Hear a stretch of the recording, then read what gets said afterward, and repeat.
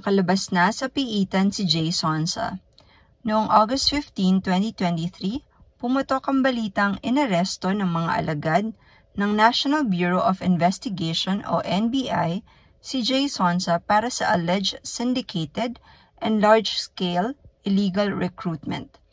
Pero July 18 pa pala siya nahuli ng mga otoridad sa Ninoy Aquino International Airport Terminal 3 matapos siyang ma-interview ng Bureau of Immigration. Nahuli si Jay Sonsa noong ito ay sasakay na sana para sa flight nito patungong Hong Kong sa Ninoy Aquino International Airport para tumakas sa mga kaso laban sa kanya. Pagkatapos maaresto ay nilipat si Sonsa sa Bureau of Jail Management and Penology at doon ay kinailangan niyang magpiyansa para makalaya siya.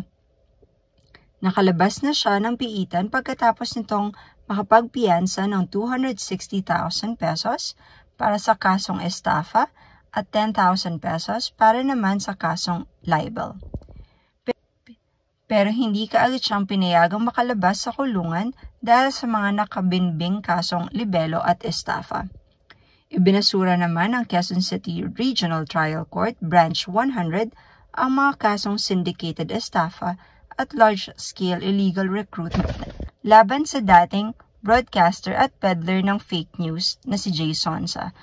Ano sa tingin nyo? Makukulong kaya si Jay Sonsa o hindi? Comment down below. At sana ay maisipan nyong mag-subscribe. Salamat!